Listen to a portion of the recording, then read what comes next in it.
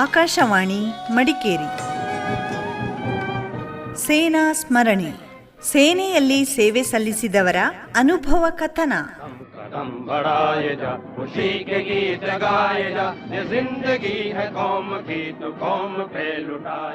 ಕೇಳಿ ಸೇನಾ ಸ್ಮರಣೆ.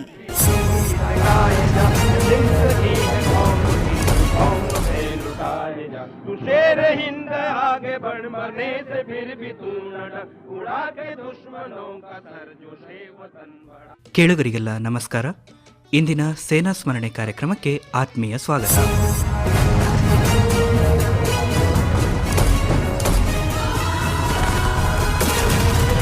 ಇಂದು ನಮ್ಮೊಂದಿಗಿದ್ದಾರೆ ಮೂಲತಃ ಮದೆನಾಡು ಜೋಡುಪಾಲ ಗ್ರಾಮದವರಾದ ತಳೂರು ಮನೆ ಅಪ್ಪಾಜಿ ಅವರು. ಇವರನ್ನ ಕಾರ್ಯಕ್ರಮಕ್ಕೆ ಸ್ವಾಗತವನ್ನ ಕೋರುವ. ನಮಸ್ಕಾರ ಅಪ್ಪಾಜಿ ಅವರೇ. ನಮಸ್ಕಾರ ಸರ್. ನೀವು ಸೇನೆಗೆ ಯಾವಾಗ ಸೇರಿದ್ದು?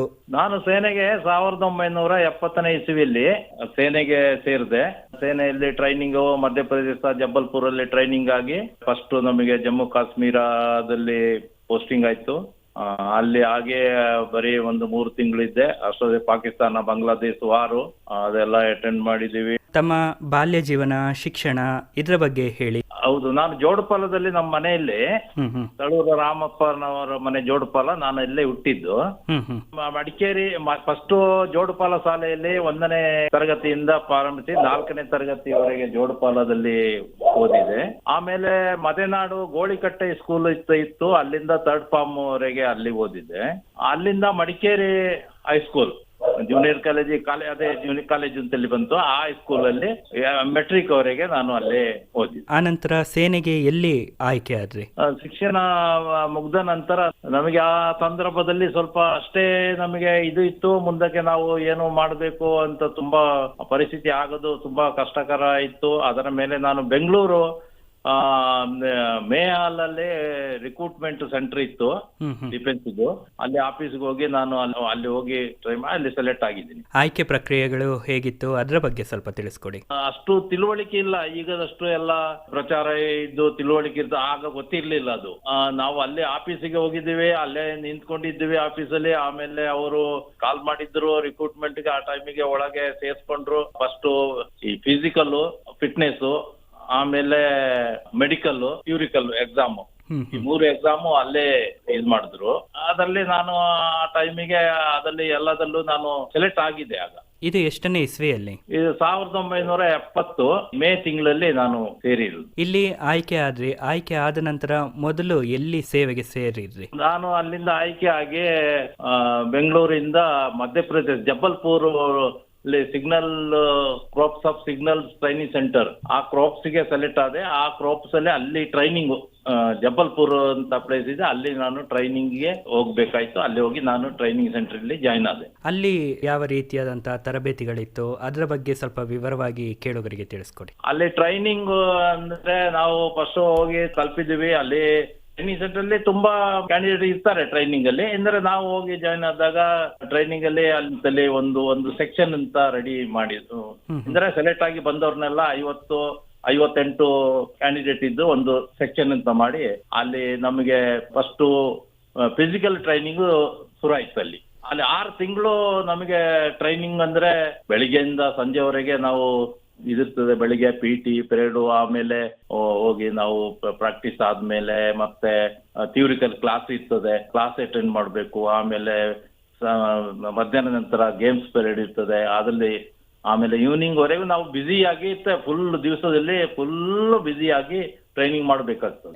ಈ ಸೇನೆಯಲ್ಲಿ ತರಬೇತಿ ಆದ ನಂತರ ಯಾವ ವಿಭಾಗದಲ್ಲಿ ತಾವು ಕರ್ತವ್ಯವನ್ನ ನಿರ್ವಹಿಸ್ತಿದ್ರಿ? ನಾನು ಸೇನೆಯಲ್ಲಿ ಅಲ್ಲಿ ಫಿಸಿಕಲ್ ಟ್ರೈನಿಂಗ್ ಮುಗೀತು ನಂದು. ಫಿಸಿಕಲ್ ಟ್ರೈನಿಂಗ್ ಆದ್ಮೇಲೆ ಟೆಕ್ನಿಕಲ್ ಟ್ರೈನಿಂಗು ಅಲ್ಲೇ ಜಬಲ್ಪುರಲ್ಲೇ ಇತ್ತು. ಅಲ್ಲಿ 1 ವರ್ಷ ಟೆಕ್ನಿಕಲ್ ಟ್ರೈನಿಂಗ್ ಆಗಿ ಅಲ್ಲಿಂದ ನನಗೆ ಟ್ರಾನ್ಸ್ಫರ್ ಯೂನಿಟ್ಗೆ, ಅಲ್ಲಿ ಬಾರ್ಡರ್ಗೆ ಅಂದ್ರೆ ಫೀಲ್ಡ್ ಬಾರ್ಡರ್ಗೆ ನನಗೆ ಟ್ರಾನ್ಸ್ಫರ್ ಆಯ್ತದೆ. ಫಸ್ಟ್ ನನಗೆ ಅಲ್ಲಿಂದ ಟ್ರೈನಿಂಗ್ ಎಲ್ಲ ಮುಗ್ದ ತಕ್ಷಣನೇ ಫಸ್ಟ್ ನನಗೆ ಜಮ್ಮು ಕಾಶ್ಮೀರ ಶ್ರೀನಗರಲ್ಲಿ BB ಕ್ಯಾಂಟ್ ಅಲ್ಲಿ ನಮ್ಮದು ಸಿಗ್ನಲ್ ಕ್ರಾಪ್ಸ್ ಸಿಗ್ನಲ್ ರೆಜಿಮೆಂಟ್ ಇತ್ತು. ಅಲ್ಲಿಗೆ ನನಗೆ ಟ್ರಾನ್ಸ್ಫರ್ ಆಗಿ ಅಲ್ಲಿ ಯಾವ ರೀತಿಯಾದಂತ ಕೆಲಸ ಕಾರ್ಯಗಳಿರ್ತವೆ ಅವುಗಳನ್ನ ತಿಳಿಸ್ಕೊಡಿ. ರೆಜಿಮೆಂಟ್ ಅಲ್ಲಿ ಎಲ್ಲಾ ತರದ್ದು ಫಿಸಿಕಲ್, PT ಪೆರೇಡು ಇದೆಲ್ಲ ಇರ್ತದೆ. ವಾರದಲ್ಲಿ ಇಷ್ಟ ದಿವಸ ಇದೆಲ್ಲ ಇತ್ತು. ಆಮೇಲೆ ಈವ್ನಿಂಗ್ ಡ್ಯೂಟಿಗಳು ಇರ್ತದೆ. ನೈಟ್ ಡ್ಯೂಟಿ ಇರ್ತದೆ, ಡೇಲಿಯೂ ಡ್ಯೂಟಿ ಮಾಡಬೇಕಾಗ್ತದೆ. ತಿಂಗಳಿಗೆ 1-2 ಸಲ ಈ ಟ್ರೈನಿಂಗ್ ಅಂದ್ರೆ ಫೈರಿಂಗು, ಪ್ರಾಕ್ಟೀಸು, ಮತ್ತೆ ಎಲ್ಲಾ ಫೀಲ್ಡ್ ಅಲ್ಲಿ ಯಾವ ತರ ವಾರಲ್ಲಿ ಯಾವ ತರ ಮಾಡ್ಬೇಕಾಗ್ತದೆ ಅದೇ ತರದಲ್ಲಿ ನಾವು ಟ್ರೈನಿಂಗು ಮಾಡ್ತಾ ಹೋಗ್ಬೇಕಾಗ್ತದೆ. ನೀವು ಸೇನೆಗೆ ಸೇರುವಂತ ಸಂದರ್ಭದಲ್ಲಿ ನಿಮ್ಮ ಮನೆಯಲ್ಲಿ ಯಾರ್ಯಾರು ಇದ್ರು? ನಾನು ಸೇರುವ ಟೈಮಲ್ಲಿ ನಮ್ಮ ಮನೆಯಲ್ಲಿ ತಂದೆ, ತಾಯಿ, ಅಣ್ಣ, ತಮ್ಮಂದಿರು ಇದ್ರು, ಅಕ್ಕ ತಂಗಿಯರು ಇದ್ರು. ನೀವು ಸೇನೆಗೆ ಸೇರುವ ನಿಟ್ಟಿನಲ್ಲಿ ನಿಮ್ಮ ಮನೆಯವರ ಸಹಕಾರ ಹೇಗಿತ್ತು?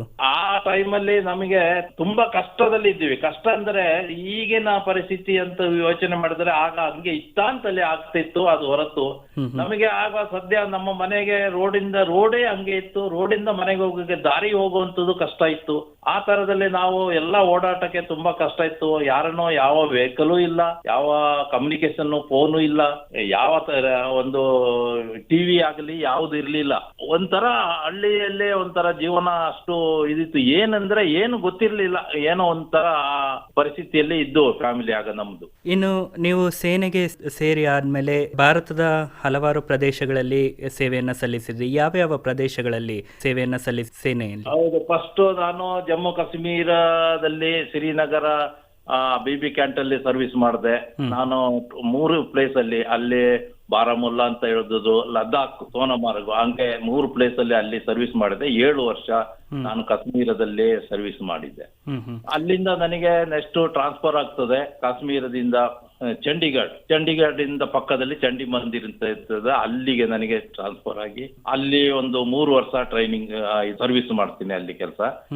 ಅಲ್ಲಿಂದ ಹತ್ತಿರ ಪಠಾನ್ಕೋಟ್ ಅಂತ ಅಲ್ಲಿ ಸರ್ವಿಸ್ ಮಾಡಿದೆ. ಅಲ್ಲಿಂದ ಆದ್ಮೇಲೆ ಡಿಲ್ಲಿ, ಮಥುರಾದಲ್ಲಿ ಸರ್ವಿಸ್ ಮಾಡಿದೆ ಡಿಲ್ಲಿಲಿ. ಅಲ್ಲಿಂದ ವೆಸ್ಟ್ ಬೆಂಗಾಲ್ ಅಲ್ಲಿ ಬ್ಯಾರಕ್ಪುರ್ ಅಂತ ಇದೆ, ಅಲ್ಲಿ ವೆಸ್ಟ್ ಬೆಂಗಾಲ್ ಕಲ್ಕತ್ತಾದಿಂದ ಪಕ್ಕ ಅಲ್ಲಿ ನಾನು ಸರ್ವಿಸ್ ಮಾಡಿದೆ. ಆಮೇಲೆ ಸಿಕ್ಕಂ ಅಲ್ಲಿ ಮಾಡಿದೆ, 1-2 ವರ್ಷ ಸಿಕ್ಕಂ ಅಲ್ಲಿ. ಲಾಸ್ಟಿಗೆ ನಾನು ಮಥುರಾ ಅಲ್ಲಿ ನಮ್ಮ 1 ಕ್ರಾಪ್ ಸಿಗ್ನಲ್ ಇತ್ತು, ಅಲ್ಲಿಂದ ಸರ್ವಿಸು ರಿಟೈರ್ಮೆಂಟ್ ಆಗಿ ವಾಪಸ್ ಜಬಲ್ಪುರ್ ಬಂದೆ ನಮ್ಮ ರೆಕಾರ್ಡಿಗೆ. ಅಲ್ಲಿಂದ ವಾಪಸ್ ಮನೆಗೆ ನಾನು ರಿಟೈರ್ಮೆಂಟ್ ಆಗಿ. ನೀವು ಈ ಕಾಶ್ಮೀರ, ಚಂಡೀಗಢ ಇಂಥ ಪ್ರದೇಶಗಳಲ್ಲಿ ಕೆಲಸ ಮಾಡಿದ್ರಿ ಅಂತ ಹೇಳಿದ್ರಿ. ಅಲ್ಲಿಯ ವಾತಾವರಣ, ಪರಿಸ್ಥಿತಿ ಇವುಗಳ ಬಗ್ಗೆ ಸ್ವಲ್ಪ ತಿಳಿಸ್ಕೊಡಿ. ಕಾಶ್ಮೀರ ಬಹಳ ಚೆನ್ನಾಗಿತ್ತು. ಅಲ್ಲಿ ನೋಡಿದ ಪರಿಸ್ಥಿತಿ ಯಾವ ಇದು ಗೊತ್ತಾಗಲ್ಲ. ಅಂದ್ರೆ ಅಲ್ಲಿ ಸ್ನೋಫಾಲ್ ಆಗ್ತಿತ್ತು, ತುಂಬಾ ಸ್ನೋಫಾಲ್, ಚಳಿ ಇರ್ತಿತ್ತು. ಅಂದ್ರೆ ಆ ಟೈಮಿಗೆ ನಮಗೆ ಆ ವಯಸ್ಸಿಗೆ ಅಂತ ಚಳಿ ಏನು ಮೆಸೂಸ್ ಆಗ್ತಿರ್ಲಿಲ್ಲ. ಆ ತರದಲ್ಲಿ ನಮಗೆ ಬಟ್ಟೆ ಬರೆ ಎಲ್ಲ ನಾವು ಹಾಕೊಳ್ತಿದ್ರು. ಆ ತರ ಅಷ್ಟೊಂದು ಅಂದ್ರೆ ಚಳಿ ಇತ್ತು, ಜಾಸ್ತಿ ಚಳಿಯಲ್ಲಿ. ಆಮೇಲೆ ನಾವು ಚಂಡೀಗಢ ಪಂಜಾಬದಲ್ಲಿ ಬಂದವೆ. ಅಲ್ಲಿ ಚಳಿ ಅಂದ್ರೆ ನಮ್ಮ ಈ ಊರಿಗಿಂತ ಚಳಿ ಜಾಸ್ತಿನೇ ಇರ್ತದೆ. ಆಮೇಲೆ ಸೆಕೆಂಡ್ ಜಾಸ್ತಿ ಇರ್ತದೆ ಅಲ್ಲಿ. ಬೇರೆ ನಾವು ಡಿಲ್ಲಿ ಅಲ್ಲೆಲ್ಲ ವಾತಾವರಣಗಳು ಅದು ಇಲ್ಲಿಗಿಂತ ಭಿನ್ನ ವಾತಾವರಣ ಜಾಸ್ತಿನೇ. ನಮ್ಮ ಈ ಕೊಡಗಿನಂತ ವಾತಾವರಣ ಇಲ್ಲ. ಅಲ್ಲಿ ಸ್ವಲ್ಪ ಟೆಂಪರೇಚರು, ಮಳೆ, ಗಾಳಿಗಳು ವಿಪರೀತ ಇರ್ತದೆ. ಇನ್ನು ನೀವು ಸೇನೆಯಲ್ಲಿ ಇದ್ದಂಥ ಸಂದರ್ಭದಲ್ಲಿ ನಿಮ್ಮ ಇಷ್ಟು ವರ್ಷಗಳ ಸೇನಾ ಜೀವನದಲ್ಲಿ ನಿಮಗೆ ಮರೆಯಲಾಗದಂತಹ ಕೆಲವು ಘಟನೆಗಳು ನಡೆದಿದ್ರೆ ಅವುಗಳನ್ನು ವಿವರವಾಗಿ ನಮ್ಮ ಕೇಳುಗರೊಂದಿಗೆ ಹಂಚಿಕೊಳ್ಳಿ. ಹೌದು, ಇದ್ದದ್ದು ವಾರಲ್ಲಿ ಏನಾಗಿದೆ, ನಾನು 71 ಪಾಕಿಸ್ತಾನ ವಾರ ಇತ್ತು. ಆಮೇಲೆ 80 ಬ್ಲೂ ಸ್ಟಾರ್ ಆಪರೇಷನ್, ಇದೆರಡು ತುಂಬಾ ಕಷ್ಟಕರ ಇತ್ತು. ಅಮೃತ್ಸರ್ ಗೋಲ್ಡನ್ ಟೆಂಪಲ್ ಅಲ್ಲಿ ಬಿಂಡರ್ವಾಲ್ ಅಂತ ಅದೊಂದು ಗಲಾಟೆ ಆಯ್ತು. ನಮ್ಮ ಪ್ರೈಮ್ ಮಿನಿಸ್ಟರ್ ಇಂದಿರಾ ಗಾಂಧಿ ಟೈಮಲ್ಲೆಲ್ಲ ಬಹಳ ಇದಾಯ್ತು.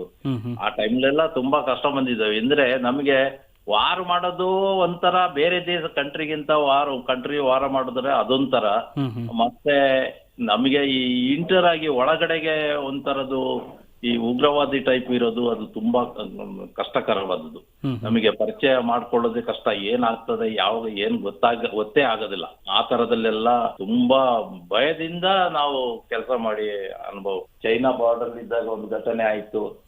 ಅಲ್ಲಿ ಬೆಟ್ಟದ ಮೇಲೆ ತುಂಬಾ 23,000 ಫೀಟ್ ಹೈಟ್ ಅಲ್ಲಿ ಇರ್ಬೇಕಾಗಿತ್ತು. ಅಲ್ಲಿ ನಮಗೆ ವೆಹಿಕಲ್ ಇಲ್ಲ, ಕಷ್ಟ ಬಹಳ. ಇದು ಬೆಟ್ಟದಿಂದ ಒಂದು ಸ್ಲೈಡಿಂಗ್ ಆಯ್ತು. ಅಲ್ಲಿ ಸ್ಲೈಡಿಂಗ್ ತಿಳಿದ್ರೆ ಅಲ್ಲಿ ಇರುವ ಕ್ಯಾಂಪ್ ಹತ್ರ ಅಲ್ಲಿ ಒಂದು ಪಂಜಾಬ್ ಸಿಕ್ಲಾಯಿ ರೆಜಿಮೆಂಟ್ ಇತ್ತು. ಅದಕ್ಕೆ ನಾನು ಅಟ್ಯಾಚ್ ಆಗಿ ನಂದು ಕಮ್ಯುನಿಕೇಶನ್ ಟೀಮ್ ಇದ್ದ ಕಾರಣ ಅಲ್ಲಿ ಇದ್ದೆ. ಆಗ ಅಲ್ಲಿ ಸ್ವಲ್ಪ ಒಂದು 7-8 ಜನರಿಗೆ ಡೆತ್ ಆಗಿ ಇದಾಯ್ತು. ಆ ಪರಿಸ್ಥಿತಿಯಲ್ಲಿ ಬೆಟ್ಟದಿಂದ ಕೆಳಗಿಂದ ಮೇಲೆ ಬರೋದು, ಅಲ್ಲಿಂದ ಹಾಸ್ಪಿಟಲ್ ಅಂತೂ ಅಲ್ಲಿ ಇಲ್ಲವೇ ಇಲ್ಲ ಹತ್ತಿರ. ತುಂಬಾ ದೂರ ನಡ್ಕೊಂಡೇ ಹೋಗ್ಬೇಕಾಗ್ತದೆ. ಪರಿಚಯ ಇದ್ದವರೇ ನಮ್ಮ ಮುಂದೆನೆ ಪ್ರಾಣ ಬಿಟ್ರು. ಅವ್ರಿಗೆಲ್ಲ ತುಂಬಾ ಇದಾಯ್ತು. ನಮಗೆ ಆ ತರದಲ್ಲಿ ಯೋಚನೆ ಮಾಡಿದಾಗ ತುಂಬಾ ಸುಮಾರು 23,000 ಫೀಟ್ ಎತ್ತರದಲ್ಲಿ ಕೆಲಸವನ್ನ ನಿರ್ವಹಿಸಿದ್ದು ಅಂತ ಹೇಳಿದ್ರಿ. ಅಲ್ಲಿಗೆಲ್ಲ ಈ ಆಹಾರವನ್ನ ಕೊಂಡೊಯ್ಯೋದು ಅಥವಾ ಅಲ್ಲಿಗೆ ಬೇಕಾದಂತ ಅಗತ್ಯ ವಸ್ತುಗಳನ್ನ ತಕೊಂಡೋಗ್ಲಿಕ್ಕೆ ಹೇಗೆ ಅವುಗಳನ್ನೆಲ್ಲ ಸಾಗಿಸ್ತಿದ್ರಿ ಅಲ್ಲಿಗೆ? ಹೌದು, ಆ ತರ ಆ ರೇಷನ್ ಮತ್ತೆ ಬೇರೆ ಅಂತ ಇದು ವಸ್ತುಗಳು ಈ ಮಿಲಿಟರಿ ವೆಹಿಕಲ್ ಬರ್ತದೆ. ಅದು ಚಿಕ್ಕ ವೆಹಿಕಲ್ ದಲ್ಲಿ ತಗೊಂಡೋಗ್ತದೆ, ದೊಡ್ಡ ಗಾಡಿಯಲ್ಲಿ ಹೋಗೋದಿಲ್ಲ.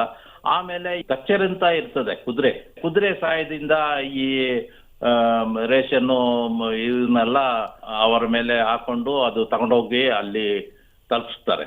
ಅದು ಕಷ್ಟ. ಮತ್ತೆ ಗಾಡಿಗಳು ಎಲ್ಲ ಟೈಮಲ್ಲಿ ಹೋಗಲ್ಲ, ಕೆಲವು ಟೈಮಲ್ಲಿ ವೆಹಿಕಲ್ ಅದೇ ಚಿಕ್ಕ ಗಾಡಿಗಳು ಬರ್ತವೆ, ಅದರಲ್ಲಿ ರೇಷನ್ನು ನಮಗೆ ಬೇಕಾದ ರೇಷನ್ ಒಂದು ತಿಂಗಳಿಗೆ ಒಂದ್ಸಲ ಇರುವ ರೇಷನ್ ಎಲ್ಲ ತಗೊಬಂದು, ಮತ್ತೆ ಇನ್ನು ಮುಂದೆ ಅಂದರೆ ಇನ್ನು ಆಚೆನೆ ಸ್ವಲ್ಪ ಅಂತ ಪ್ಲೇಸ್ ಇದೆ, ಅದಲ್ಲಿ ಹೆಲಿಕಾಪ್ಟರ್ ಅಲ್ಲಿ ರೇಷನ್ ಬಂದು ಡ್ರಾಪ್ ಮಾಡ್ತಾರೆ ರಸ್ತೆ ಇಲ್ಲದ ಕಡೆ. ಅಲ್ಲಿಂದ ನಾವು ಎತ್ಕೊಂಡ್ಬಂದು ನಾವು ಇಟ್ಕೊಂಡು ನಾವು ಅದನ್ನ ಉಪಯೋಗಿಸ್ಕೊಳ್ಬೇಕು. ನೀವು ಸೇನೆಗೆ ಸೇರೋದಕ್ಕಿಂತ ಮುಂಚೆ ನೀವು ಇದ್ದಂತಹ ಜೀವನ ಹಾಗೂ ಸೇನೆಗೆ ಸೇರಿದ ನಂತರದಲ್ಲಿ ಜೀವನ, ಅಲ್ಲಿಯ ಒಂದು ಕಠಿಣವಾದಂತಹ ತರಬೇತಿಗಳು, ಆ ಎರಡು ಸಂದರ್ಭ ಯಾವ ರೀತಿಯಲ್ಲಿ ಇತ್ತು? ಈಗ ನಮಗೆ ಕಷ್ಟ ಅಂತ ಹೇಳೋದು ಇದ್ದ ಕಾರಣ ನಮಗೆ ಕಠಿಣ ಅಂತ ಅರಿವು ಆಗ್ತಿರ್ಲಿಲ್ಲ.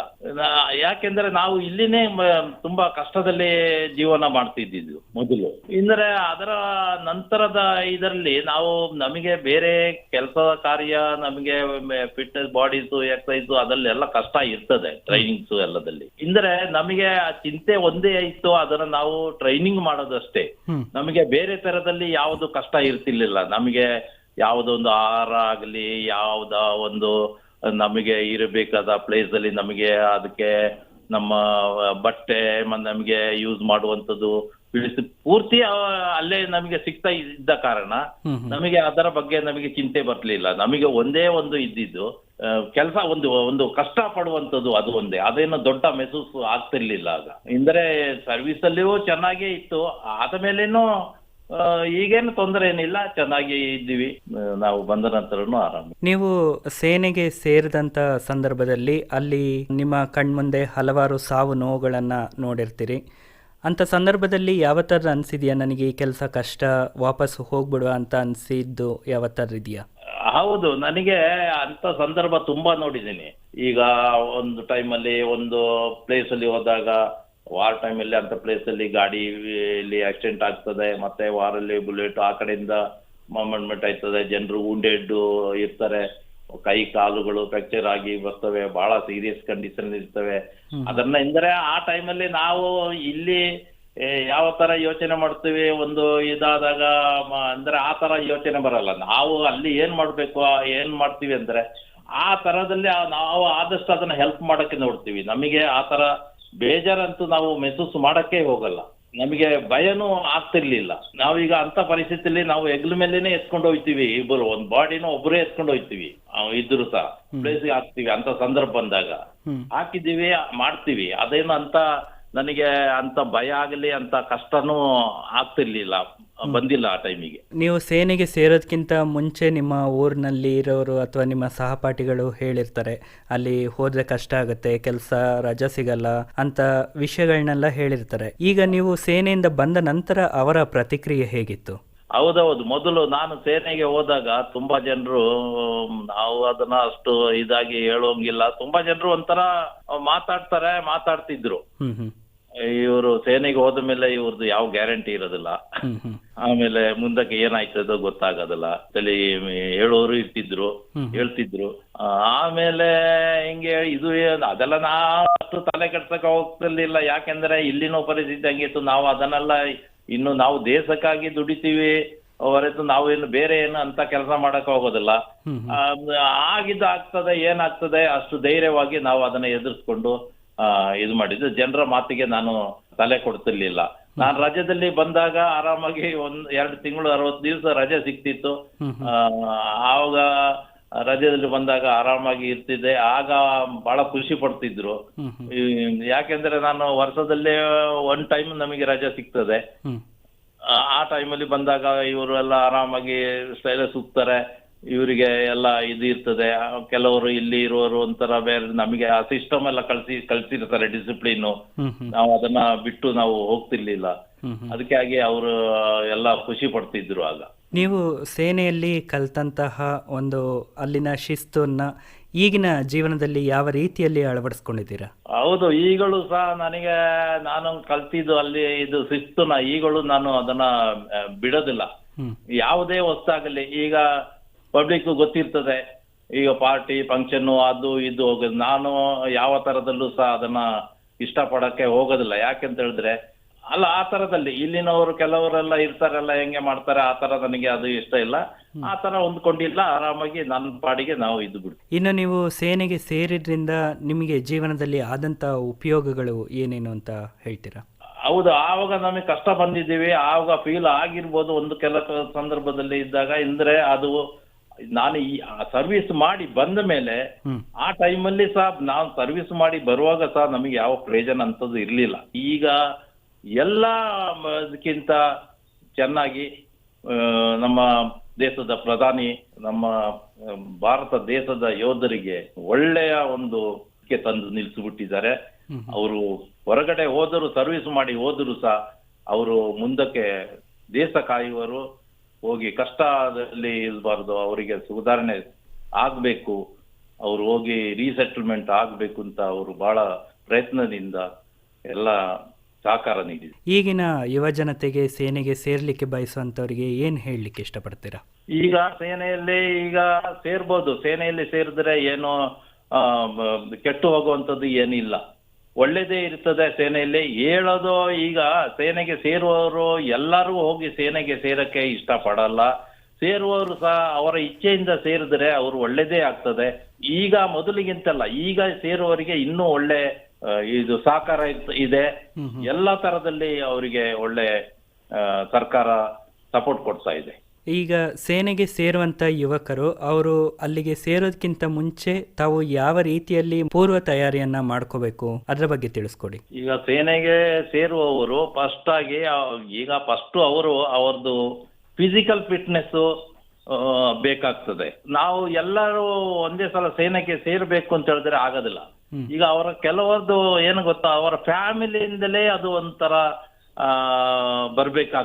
ಬಂದಿರ್ತದೆ. ಅಂದ್ರೆ ಫಸ್ಟ್ ಅವ್ರ ಹೈಟ್, ಈಗ ಯಾವ್ದು 5'8" ಇಂದ ಕಡಿಮೆ ಹೈಟ್ ಇದ್ರೆ 5'6" ಇಂದ ಅವರು ಸೇನೆಗೆ ಸೇರಕ್ಕೆ ಆಗೋದಿಲ್ಲ. ಹೈಟ್ ಒಂದು, ಅವರದು ಬಾಡಿ ಫಿಟ್ನೆಸ್, ವೆಯ್ಟ್ ಸಹ ಅಷ್ಟೇ ಇರಬೇಕು, 52 kg ಇಂದ ಮೇಲೆ ಇರಬೇಕು, ಆ ತರದಲ್ಲಿ ಇರಬೇಕು.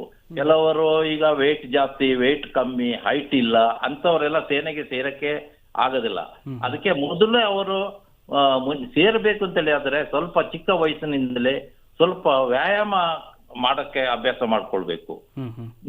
ಸ್ವಲ್ಪ ಹೈಟ್ ಆಗ್ಬೇಕಾದ್ರೆ ನಾವು ಯಾವ ವ್ಯಾಯಾಮ ಮಾಡ್ಕೊಳ್ಬೇಕು, ನಾವು ಸ್ಟ್ರೆಂತ್, ಈಗ ರನ್ನಿಂಗು, ಈಗ ಒಂದು ರನ್ ಮಾಡ್ಬೇಕಾದ್ರೆ ನಮಗೆ ಸ್ಟೆಪ್ನ ಹೆಂಗೆ ತಗೊಳ್ಬೇಕು, ನಾವು ಹೆಂಗೆ ರನ್ ಮಾಡ್ಬೇಕು, ಅದೆಲ್ಲ ಸ್ವಲ್ಪ ಪ್ರಾಕ್ಟೀಸ್ ಮಾಡಿಕೊಂಡು ಸೇರಕ್ಕೆ ನಮಗೆ ಸುಲಭ ಆಯ್ತದೆ. ಸೇನೆಯಿಂದ ನಿವೃತ್ತಿಯಾಗಿ ಬಂದ ನಂತರ ಯಾವ ವೃತ್ತಿಯಲ್ಲಿ ತೊಡಗಿಕೊಂಡಿದ್ದೀರಾ? ಫಸ್ಟ್ ನಾನು ನಿವೃತ್ತಿ ಬಂದ ನಂತರ ನಾನು ಬೆಂಗಳೂರಲ್ಲಿ ಇದು ಅಗ್ರಿಕಲ್ಚರ್ ಆಫೀಸ್ ಅಲ್ಲಿ ಕೆಲಸ ಮಾಡಿದೆ. 24 ವರ್ಷ ಅಲ್ಲಿ ಕೆಲಸ ಮಾಡಿದೆ. 60 ವರ್ಷದವರೆಗೆ ನನಗೆ ಅಲ್ಲಿ ಸರ್ವಿಸ್ ಆಯ್ತು. ಅಲ್ಲಿಂದ ರಿಟೈರ್ಮೆಂಟ್ ಆಗಿ ಇಲ್ಲಿ ಬಂದು 10 ವರ್ಷ ನಾನು ಮದೆ ಗ್ರಾಮ ಜೋಡಪಾಲದಲ್ಲಿ ಇಲ್ಲಿ ಮನೆಯಲ್ಲಿ ಕೃಷಿ ಮಾಡಿಕೊಂಡು ಇಲ್ಲೇ ಇದ್ದೀನಿ. ಬೆಂಗಳೂರಲ್ಲಿ ಕೆಲಸ ಮಾಡಿದ್ರಿ ಅಂತ ಹೇಳಿದ್ರಿ. ಸೇನೆಯ ಆಧಾರದ ಮೇಲೆ ಯಾವ ರೀತಿಯಲ್ಲಿ ನಿಮಗೆ ಆ ಕೆಲಸ ಸಿಗುವಂತದ್ದು ಉಪಯೋಗ ಆಯ್ತು? ಈಗ ಸೇನೆಯಿಂದ ಆ ಟೈಮಲ್ಲಿ ನಮಗೆ ಸೇನೆಯಿಂದ ಬಂದವರಿಗೆ ನಮಗೆ ಸೇನೆಯವರಿಗೆ ಅಂತ ಹೇಳಿಬಿಟ್ಟು ಸರ್ಕಾರದಲ್ಲಿ 3% ವೇಕೆಂಟ್ ಇತ್ತು. ಆ ವೇಕೆಂಟ್ ಮೇಲೆ ನನಗೆ ಕಾಲ್ಫರ್ ಮಾಡಿದ್ರು. ಈಗ ನಮ್ಮ ಸೋಲ್ಜರ್ ಬೋರ್ಡ್ ಇಂದ ಇದು ಬಂದಿತ್ತು. ಆಗ ನಾನು ಅದಕ್ಕೆ ಹೋಗಿ ಇಂಟರ್ವ್ಯೂ ಕೊಟ್ಟಾಗ ಸೆಲೆಕ್ಟ್ ಆದೆ. 3% ನಮಗೆ ಡಿಫೆನ್ಸ್ ರಿಟೈರ್ಮೆಂಟ್ ಅವರಿಗೆ 3% ವೇಕೆಂಟ್ ಇದ್ದಿದ್ದನ್ನು ಅದರಲ್ಲಿ ನಾನು ಆ ಕೋಟಾದಲ್ಲಿ ನಾನು ಸೆಲೆಕ್ಟ್ ಆಗಿ ಕೆಲಸ ಮಾಡಿದೆ. ಸಾಮಾನ್ಯ ಸೈನಿಕನಾಗಿ ಸೇರಿ ಯಾವ ಹುದ್ದೆಯಿಂದ ವಾಪಸ್ ನಿವೃತ್ತಿಯಾಗಿ ಬಂದ್ರಿ? ನಾನು ಸರ್ವಿಸ್ ಮಾಡುವಾಗ ಅಲ್ಲಿ ಹವಲ್ದಾರ್ ಆಗಿ ನಾನು ಸರ್ವಿಸ್ ಮಾಡಿದೆ. ಸರ್ವಿಸ್ ಮಾಡಿ ಅಲ್ಲಿಂದ ನನಗೆ ಇನ್ನೂ ಸ್ವಲ್ಪ ಸರ್ವಿಸ್ ಮಾಡಬಹುದಿತ್ತು. ನಾನು ಅದಕ್ಕೆ ಸ್ವಲ್ಪ ಕಮ್ಮಿ ಅಷ್ಟಲ್ಲೇ ಪೆನ್ಷನ್ ಸರ್ವಿಸ್ ಮಾಡಿಕೊಂಡು ನಾಯಕ್ ರ್ಯಾಂಕ್ ಅಲ್ಲಿ ನಾನು ರಿಟೈರ್ಮೆಂಟ್ ಆಗಿ ಬಂದಿದ್ದೀನಿ. ನಾಯಕ್ ರ್ಯಾಂಕ್ ಇರುವಂತವರಿಗೆ ಅಲ್ಲಿ ಯಾವ ರೀತಿಯಾದಂತಹ ಜವಾಬ್ದಾರಿಗಳಿರ್ತದೆ? ಅಲ್ಲಿ ಅವರು ಒಂದು ಸ್ಕ್ವಾಡ್, ಒಂದು ಗಾರ್ಡ್ ಇರ್ತದೆ, ಒಂದು 3+1 ಅಂತ ಇರ್ತದೆ. 3+1 ಅಲ್ಲಿ ಅಂದರೆ ನಾಯಕ್ ಅವರ ಕೆಳಗಡೆಗೆ 3 ಮೆಂಬರ್ಸ್ ಇರ್ತಾರೆ. ನಮ್ಮ ಮೇಲೆ ಬೇರೆ ಇರ್ತಾರೆ, ಹವಲ್ದಾರು, ಅವರ ಮೇಲೆ JCOs ಹಂಗೆ ಹೋಗ್ತದೆ. ಅಂದ್ರೆ ನಮ್ ಕೆಳಗಡೆ ಸಿಪಾಯಿ ಇರ್ತದೆ, ಲ್ಯಾಸ್ ನಾಯಕ್ ಮತ್ತೆ ಸಿಪಾಯಿ ಕೆಳಗಡೆ ನಮ್ಮ ಆದ ನಂತರ ಕೆಳಗಡೆ ಇರ್ತಾರೆ. ಆ ತರದಲ್ಲಿ ಅದು. ಇನ್ನು ನೀವು ಸೇನೆಯಲ್ಲಿ ಇದ್ದಂಥ ಸಂದರ್ಭದಲ್ಲಿ ಯಾವುದಾದ್ರೂ ಕ್ರೀಡಾ ಚಟುವಟಿಕೆಯಲ್ಲಿ ಪಾಲ್ಗೊಂಡಿದ್ರೆ ಅಥವಾ ಯಾವುದಾದ್ರೂ ಪ್ರಶಸ್ತಿಗಳು ಬಂದಿದ್ರೆ ಅವುಗಳ ಬಗ್ಗೆ ಸ್ವಲ್ಪ ತಿಳಿಸ್ಕೊಡಿ. ಕ್ರೀಡೆಯಲ್ಲೇ ಅಂತ ಇದಾಗಿ ಯಾವುದು ನಾವು ಲೆವೆಲ್ ಆಗಿ ಮೇಲಕ್ಕೆ ಕ್ರೀಡೆಗೆ ಹೋಗಿಲ್ಲ. ಅಂದ್ರೆ ಕ್ರೀಡೆ ಅಂದ್ರೆ ಎಲ್ಲಾ ನಾವು ರೆಜಿಮೆಂಟ್ಗಳಲ್ಲಿ ಎಲ್ಲಾ ಆಟಗಳನ್ನು ಆಡ್ತಾ ಇರ್ತಿದ್ದೀವಿ, ಇಂಟರ್ ರೆಜಿಮೆಂಟ್, ಹೊರಗಡೆಗೆ ಎಲ್ಲ ಹೋಗಿಲ್ಲ. ಆಮೇಲೆ ಪ್ರಶಸ್ತಿಗಳು ನಮಗೆ ಸರ್ವಿಸ್ ಮೆಡಲ್ಸ್ ಎಲ್ಲ 5 ಮೆಡಲ್ಸ್ ಸಿಕ್ಕಿದೆ ನಮಗೆ. ವಾರ್ದು 71 ವಾರ್ದು, ಹಿಮಾಲಯ, ಪಶ್ಚಿಮ ಸಾರ್, 25 ಇಂಡಿಪೆಂಡೆನ್ಸ್ ಎಲ್ಲ ಆ ಟೈಮಲ್ಲಿ ಅಷ್ಟು ನಮಗೆ ಡಿಫೆನ್ಸ್ ಕಡೆಯಿಂದ ಮೆಡಲ್ಸ್ಗಳು. ಒಬ್ಬ ಭಾರತೀಯನಾಗಿ ಸೇನೆಗೆ ಸೇರಿ ಆ ಸೇನಾ ಜೀವನದಲ್ಲಿ ನೀವು ಇದ್ದಿದ್ದು ಯಾವ ರೀತಿಯಲ್ಲಿ ನಿಮಗೆ ತೃಪ್ತಿಯನ್ನ ತಂದುಕೊಟ್ಟಿದೆ? ನಾನು ಸೇನೆಯಲ್ಲಿ ಸೇರಿದ್ದಕ್ಕೆ ನನಗೆ ತುಂಬಾ ಅನುಕೂಲ ಆಗಿದೆ. ಆಮೇಲೆ ಒಳ್ಳೆ ಸಂತೋಷನೂ ತಂದಿದೆ. ಗೌರ್ಮೆಂಟ್ ಕೆಲಸ ಸಿಕ್ತು. ಆಮೇಲೆ ಗೌರ್ಮೆಂಟ್ ಕಡೆಯಿಂದ ಈಗ ಸೇನೆಯಲ್ಲಿ ಬಂದವರಿಗೆ ಎಲ್ಲ ಬೆನಿಫಿಟ್ಗಳು ಕೊಡ್ತಾರೆ, ಪೆನ್ಷನ್ಸು, ಆಮೇಲೆ ಲ್ಯಾಂಡು, ಅದು ಎಲ್ಲೆಲ್ಲ ಏನೆಲ್ಲ ಇದೆ ಅದೆಲ್ಲ ಕೊಡ್ಲಿಕ್ಕೆ ಪ್ರಯತ್ನ ಮಾಡ್ತಾ ಇದ್ದಾರೆ, ಕೊಡ್ತಾರೆ.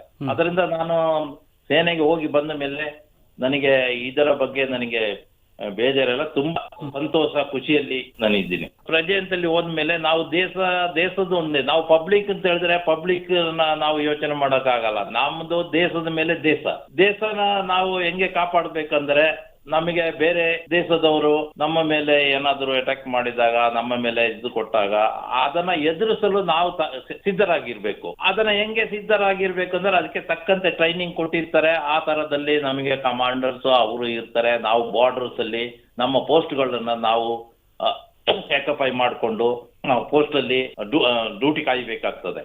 ಯಾವ ಟೈಮಲ್ಲಿ ಏನು ಆಗ್ತದೆ ಘಟನೆ ಅಂತ ಹೇಳಕ್ಕಾಗಲ್ಲ. ಈಗ ಫೈರಿಂಗ್ ಸ್ಟಾರ್ಟ್ ಆದಾಗ ಆ ಕಡೆಯಿಂದಲೂ ಫೈರಿಂಗ್ ಬರ್ತದೆ. ಅವರೇನು ನಮ್ಮಂಗೆ ಎನಿಮಿ ನಮಗಿಂತ ಏನು ಕಮ್ಮಿ ಇರಲ್ಲ, ನಮ್ಮಂಗೆ ಇರ್ತಾರೆ. ಅಂದ್ರೆ ನಾವು ಅಷ್ಟೇ ಅದನ್ನ ಚಲಾಕಿ ಮತ್ತು ನ್ಯಾಕಲ್ಲಿ ನಾವು ಅದನ್ನ ಇದು ಮಾಡ್ಬೇಕಾಗ್ತದೆ. ಬುಲೆಟ್ ಮುಂದೆ ನಾವು ಏನು ದೊಡ್ಡ ಇದು ಸ್ಟ್ರಾಂಗ್ ಅಲ್ಲ. ಬುಲೆಟ್ ಅಂದ್ರೆ ಅದು ನಮ್ಮ ಚಲಾಕಿಯಿಂದ ನಾವು ವಾರ್ ಮಾಡ್ಬೇಕಾಗ್ತದೆ.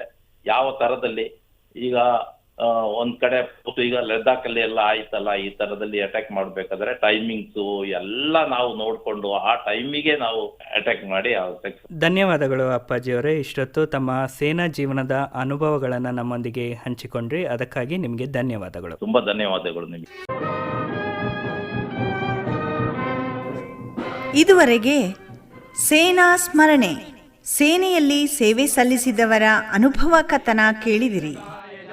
जिंदगी है कौम की तो कौम पे लुटाए जा, कदम कदम बढ़ाए जा. ಕಾರ್ಯಕ್ರಮ ಪ್ರಸ್ತುತಿ ಉಮೇಶ್ DM. जिंदगी है कौम की तो कौम पे लुटाए जा. तू शेर हिंद आगे बढ़, मरने से फिर भी तू न डर, उड़ा के दुश्मनों का सर जो शे वतन बढ़ाए जा. तू शेर हिंद आगे बढ़, मरने से फिर. ಈ ಕಾರ್ಯಕ್ರಮ ಆಕಾಶವಾಣಿ ಮಡಿಕೇರಿ ಕೇಂದ್ರದಿಂದ ಮೂಡಿಬಂತು.